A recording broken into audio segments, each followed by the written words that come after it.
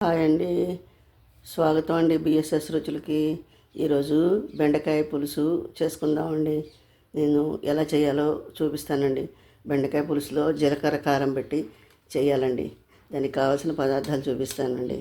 ఇదిగోండి, నేను ఒక 1/2 కేజీ బెండకాయలు తరిగి పెట్టుకున్నానండి. శుభ్రం కడిగి పెట్టుకున్నానండి. ఇదిగోండి, కొంచెం బెల్లం ముక్క, ఉల్లిపాయ, పచ్చిమిరపకాయలు. అసలు ఉల్లిపాయ వేయక్కర్లేదండి, కొంచెం గ్రేవీ కోసం నేను ఉల్లిపాయ వేసుకున్నానండి. మీకు ఇష్టమైతే వేసుకోండి, లేకపోతే లేదు. ఇదిగోండి, కరివేపాకు, కొత్తిమీర, కొంచెం చింతపండు పులుసు, ఇదిగోండి జీలకర్ర, పసుపు, మినపప్పు, పచ్చిశనగపప్పు, ఆవాలు. ఇప్పుడు దీన్ని ఎలా చేయాలో చూపిస్తానండి. మీరందరూ బాగున్నారా? నేను బాగున్నానండి. మీరందరూ బాగుండాలని ఆ బాబాని మనస్ఫూర్తిగా ప్రార్థిస్తానండి. ఇప్పుడు ఎలా చేయాలో చూపిస్తాను. స్టవ్ వెలిగించుకున్నానండి. కొంచెం పులుసు కూరలకి నూనె ఎక్కువ పడుతుందండి.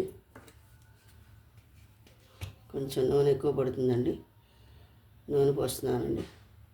చాలండి, చాలు.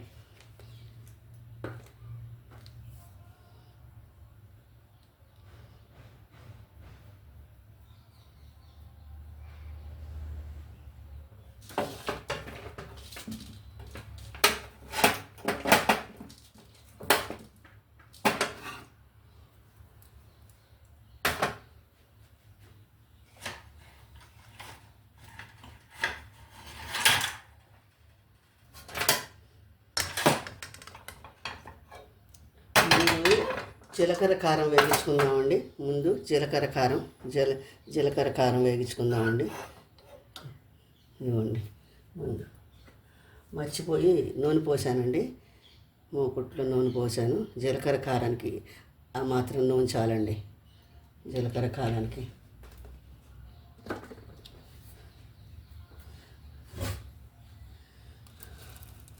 కాస్త పచ్చిశనగపప్పు, కాస్త మినపప్పు చాలండి. ఇది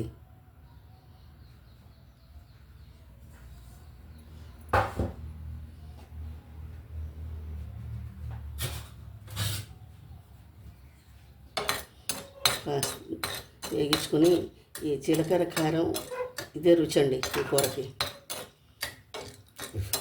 జీలకర్ర కారం చాలా బాగుంటుందండి. నేను దీన్ని రోట్లో దంచుతానండి. మిక్సీలో వేస్తే బాగా మెత్తగా ఫైన్ పౌడర్ అయిపోతుందండి. దీన్ని రోట్లో దంచితే కందబందగా బాగుంటుందండి.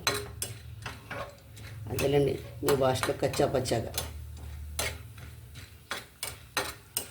కందబందగా దంచుతానండి. ఇప్పుడు దీన్ని బెండకాయ ముక్కలు వేగి చింతపండు పులుసు పోసేలోపు ఇది దంచేసుకోవచ్చండి.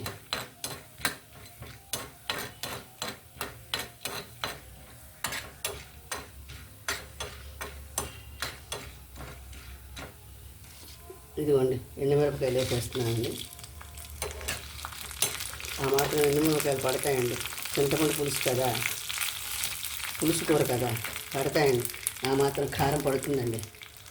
ఇదిగోండి, ఒక 1/2 చెంచా ఆవాలు, ఒక 1/4 చెంచా మెంతులు, జీలకర్ర కారమే కదండి పెట్టాల్సింది. 1 స్పూను జీలకర్ర అండి. ఇంకా కొంచెం వేస్తున్నానండి.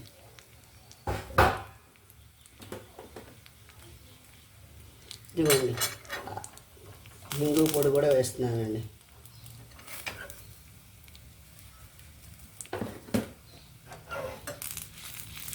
ఇవి వేగించుకొని కచ్చా పచ్చాగా దంచుకొని, ఇప్పుడు మనం చింతపండు పులుసు వేసినప్పుడు ఈ కారం వేయాలండి. బెండకాయ ఫ్రైలో, బెండకాయ పులుసులో బెండకాయలు వేగాక కాస్త ఉల్లిపాయ ముక్కలు వేయక్కర్లేదండి. కాస్త గ్రేవీ కోసం నేనే వేసాను. బాగుంటుందండి, వేసుకోవచ్చు. చాలా బాగుంటుంది. తింటే వదిలిపెట్టరు మీరు. అసలు తిరగబోతే వాసన గుమగుమ వచ్చేస్తుందండి, ఇంకా దంచకుండానే. సూపర్గా ఉంటుందండి కూర.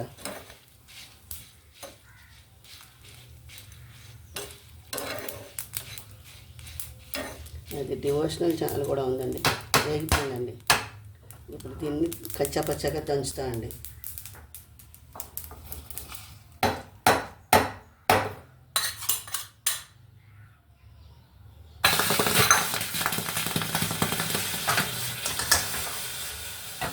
ఇప్పుడు మూకుడు పెట్టానండి.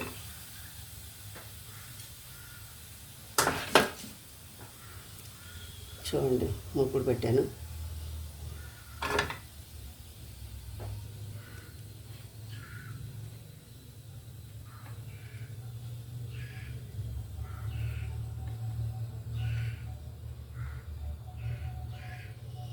ఇప్పుడు బెండకాయ ముక్కలు వేసుకుందామండి.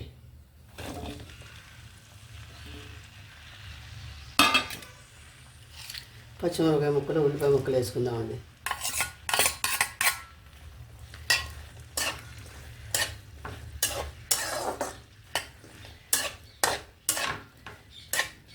ఏమవుదండి, ఉల్లిపాయ ముక్కలు పచ్చిమిరపకాయ ముక్కలు అన్నీ కలిపి వేసేయాలండి.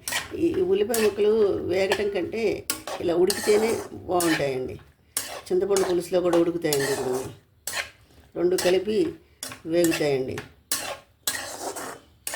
కొంచెం గ్రేవీగా ఉంటుంది కూర. ఉల్లిపాయ ముక్కలు ముందు వేగాలి, తర్వాత బెండకాయ ముక్కలు వేయాలి, అవన్నీ ఏం అవసరం లేదండి. చూడండి, మీకే తెలుస్తుంది. ఒకసారి నా కూర కూడా ట్రై చేయండి. ఇదిగోండి, పసుపు వేసేస్తున్నా అండి. ఇంకా కొంచెం వేసానండి. దీంట్లో పులుసుపిండి వేయక్కర్లేదండి. పులుసుపిండి వేస్తే జీలకర్ర కారం వేయక్కర్లేదండి.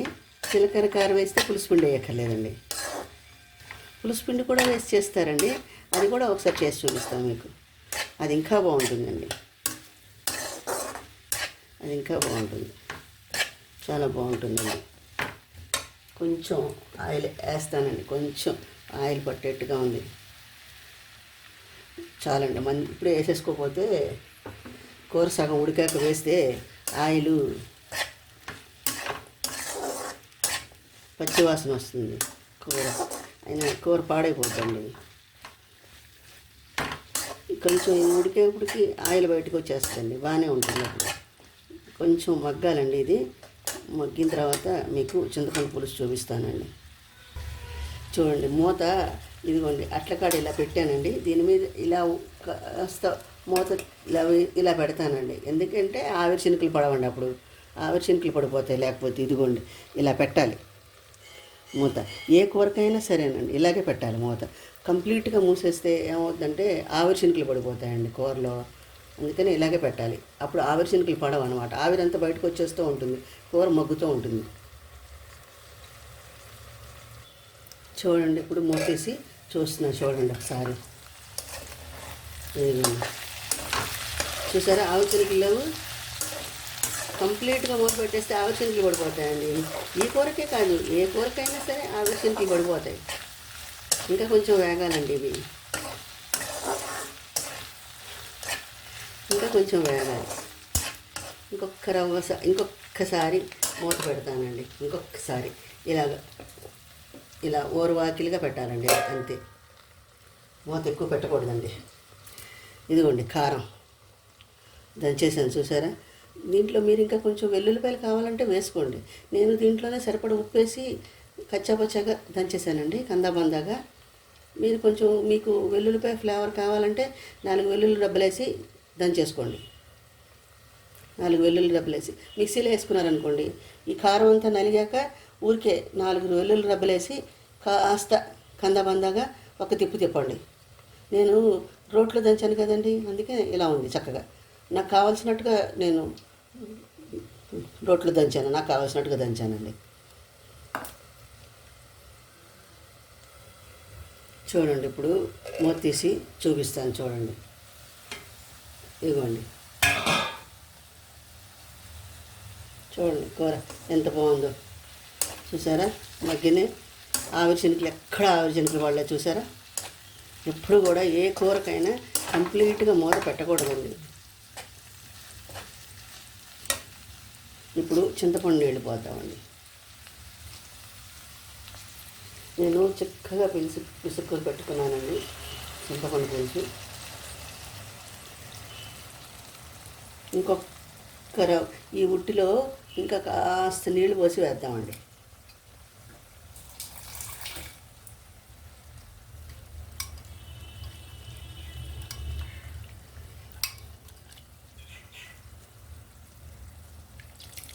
చాలండి, చాలు.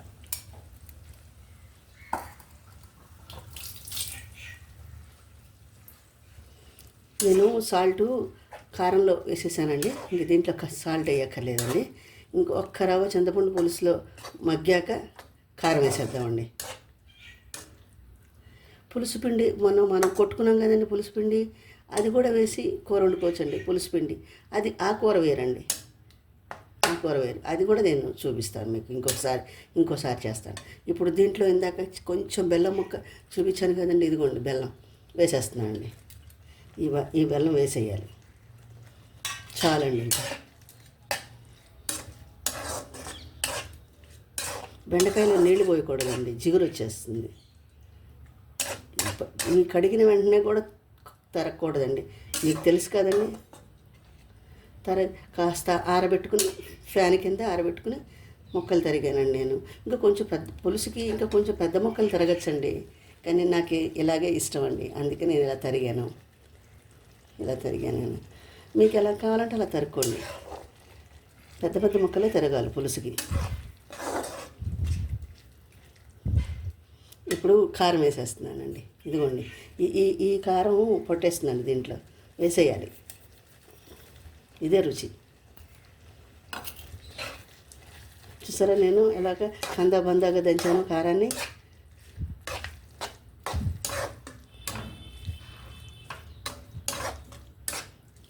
బందాగానే దంచుకోవాలండి ఈ కారాన్ని.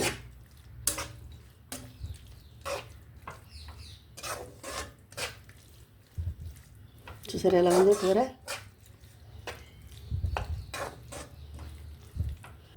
మనం పెట్టుకున్నాం ఇక్కడ ఈ కరివేపాకు కొత్తిమీర ఉంది కదండి, ఇది కూడా వేసేద్దామండి.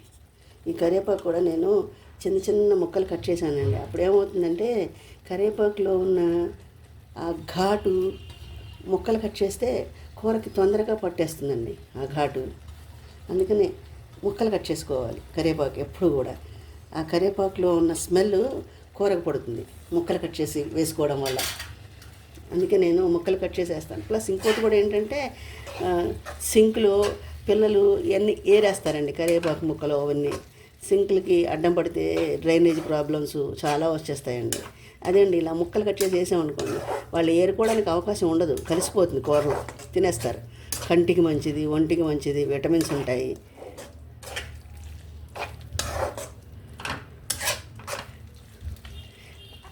దానికంటే మెయిన్ ఏమో కరివేపాకులో ఉన్న ఆ స్మెల్ అంతా ముక్కలు కట్ చేయటం వల్ల ఆ లోపల ఉన్న ఆ రసం అంతా ఆ కూరలో దిగుతుందండి కట్ చేస్తే.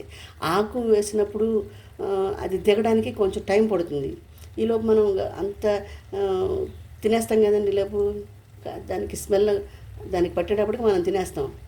కొంతమంది ఏరి పారేస్తారు, కొంతమంది తినేస్తారు. అదేనండి ఆకు కట్ చేసి వేసామనుకోండి వెంటనే పట్టేస్తుంది.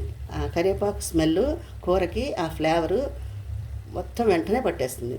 అందుకని ఎప్పుడు కూడా కరివేపాకు ముక్కలు కట్ చేసి వేసుకోవాలి. దీనివల్ల 2 ప్లస్ పాయింట్లు అండి. ఒకటి డ్రైనేజ్ ప్రాబ్లం ఉండదు, పిల్లలు పారేయరు, ఫ్లేవర్ తొందరగా పట్టేస్తుంది కూరకి. నేను కారంలోనే వేసానండి ఉప్పు. మీ ఇష్టం, మీరు సాల్ట్ వేసుకుని కారం మామూలుగా కొట్టి వేసుకున్నా పర్వాలేదండి, కానీ నేను అలాగే వేసేసాను అంతే. నేను అలా వేసేసాను, మీరు మీ ఇష్టం ఎలా వేసుకున్నా పర్వాలేదండి. అయితే రోట్లో దంచాం కాబట్టి ఉప్పు వేసి తొందరగా నలుగుతుంది అంటారు పెద్దవాళ్ళు. అందుకే నేను సరిపడా సాల్ట్ వేసానండి, దంచాను. మీరు మీ ఇష్టం, మీకు ఎలా కంఫర్ట్ ఉంటే అలాగా వేయండి. ఇంతేనండి కర్రీ, ఇంతేనండి. ఇంకొక రవ్వ మగ్గితే చాలండి, దించేసుకోవచ్చు. సర్వింగ్ బౌల్లోకి తీసేసి మీకు చూపిస్తానండి. చూసారండి ఎంత బాగుందో పులుసు. ఈ కూర బోళంత అన్నంలో కలుస్తుందండి. ఈ కూర 3 వస్తుందండి. ఈ కూర 1/2 కేజీ బెండకాయలు తీసుకున్నాను నేను. ఎక్కడ పుచ్చులు లేవండి. 1/2 కేజీ బెండకాయలు వేస్ట్ అవ్వలేదు. 1/2 కేజీ బెండకాయలు వేస్ట్ అవ్వలేదండి. మొత్తం వేసేసాను నేను. కూర అంతా చాలా బాగుందండి కూర. నేను వేసిన కారం, ఉప్పు అన్నీ సరిపోయినాయండి. కరివేపాకు, కొత్తిమీర అన్నీ సరిపోయినాయి. కొత్తిమీర కూడా నేను కట్ చేసి పెట్టానండి. చాకుతో చక్కగా ఫైన్గా చాప్ చేసేసాను. అప్పుడు ఏమవుతుందంటే కొత్తిమీర ఆకు వేసిన ఫ్లేవర్ ఉంటుంది, కానీ కట్ చేస్తే ఇంకా కొంచెం ఎక్కువ ఫ్లేవర్ వచ్చేస్తుంది. వెంటనే ఆ వేడికి కూరలో వేయంగానే ఆ వేడికి ఫ్లేవర్ మొత్తం వెంటనే పట్టేస్తుంది ఇలా వేయటం వల్ల. నాది డివోషనల్ ఛానల్ కూడా ఉందండి, దాన్ని కూడా మీరు సబ్స్క్రైబ్ చేసి సపోర్ట్ చేయండి. ఇప్పుడు మీకు ఏదన్నా ప్రాబ్లమ్స్ ఉంటే నాకు చెప్పండి, కామెంట్ చేయండి. నేను మీ తరఫున నేను ప్రార్థిస్తానండి. దానికి మీకు ఫలితం ఖచ్చితంగా కనిపిస్తుందండి. దానికి ఎందుకంటే ఇప్పుడు నేను చదివే డివోషనల్ ఛానల్లో శ్రీపాద వల్లభ చరిత్రని ప్రాక్టికల్గా నాకు ఆయన దర్శనం, ఆయన నాతో మాట్లాడడం అవన్నీ జరిగాకే నేను శ్రీపాద వల్లభ చరిత్ర చదువుతున్నానండి. 108 సార్లు సప్తాహ పారాయణ చేశానండి నేను. శ్రీపాద వల్లభ చరిత్ర, బాబా చరిత్ర, గురు చరిత్ర 108 సార్లు సప్తాహ పారాయణ చేశానండి నేను. నాకు బాబా నాతో మాట్లాడతారండి, నాకు కనిపిస్తారు. మీకు ఏ ప్రాబ్లం ఉన్నా నాకు కామెంట్ రూపంలో తెలియచేయండి. మీ తరఫున నేను ఖచ్చితంగా బాబాని ప్రార్థిస్తానండి. దాని రిజల్ట్ కూడా మీకు నేను చెప్తానండి. దానికి ఏం చేస్తే మీకు మంచి జరుగుతుందో కూడా నేను మీ కామెంట్ రూపంలో తెలియజేస్తానండి. మీ ప్రాబ్లమ్స్ ఏమన్నా ఉన్నా నాకు చెప్పండి. మీ తరఫున నా శక్తిపీఠం ఉందండి. నేను అమ్మవారికి కూడా ఉపాసన చేస్తానండి. లలిత సహస్రం చేస్తాను, నేను మహానైవేద్యాలు పెట్టుకుంటాను. కాబట్టి మీ తరఫున నేను ఖచ్చితంగా ప్రార్థన చేస్తానండి. మీ సమస్యలు ఏమున్నా నాకు తెలియజేయండి. మీ తరఫున నేను ప్రార్థిస్తానండి. మీకు మంచి జరగాలని మీ తరఫున నేను దీక్ష పట్టి పూజ చేసి మీకు నేను చెప్తానండి. మీరు నాకు కామెంట్ రూపంలో తెలియచేయండి. అయిపోయిందండి కూర. సర్వింగ్ బౌల్లో తీసి చూపిస్తాను నేను. మీరు నాకు కామెంట్ చేయండి, నేను చెప్తాను. మీకు ఏ ప్రాబ్లం ఉన్నా సరే మీరు నాకు తెలియచేయండి. నేను మీకు వాటి గురించి నేను దీక్షతో పూజ చేసి మీకు చెప్తానండి. మీకు కూడా నేను సమాధానం ఇస్తానండి. నా డివోషనల్ ఛానల్ లింక్ని డిస్క్రిప్షన్ బాక్స్లో ఇస్తానండి. సబ్స్క్రైబ్ చేయండి, లైక్ చేయండి, షేర్ చేయండి. నా డివోషనల్ ఛానల్లో కూడా శ్రీపాద వల్లభ చరిత్రని వినండి. శ్రవణం అంటే వినటం అండి. విన్న ఒకటే ఫలితం ఉంటుందండి. దాని ఫలితం 2 ఒకటేనండి. ఈ కలియుగంలో దైవనామస్మరణ చేసుకుంటేనే చాలండి. గంటలు పూజలు చేయటాలు ఇవన్నీ ఏం అక్కర్లేదండి. ఈ కలియుగంలో నామస్మరణ మెయిన్. నామస్మరణేనండి మెయిన్. నామస్మరణే మంత్ర జపం కంటే నామస్మరణే మెయిన్ అండి ఈ కలియుగంలో. కాబట్టి మీరందరూ కూడా శ్రవణం చేసి నా ఛానల్ సపోర్ట్ చేసి సబ్స్క్రైబ్ చేయండి. దీన్ని సర్వింగ్ బౌల్లో తీసి చూపిస్తానండి. అయిపోయిందండి కూర, ఇంతేనండి.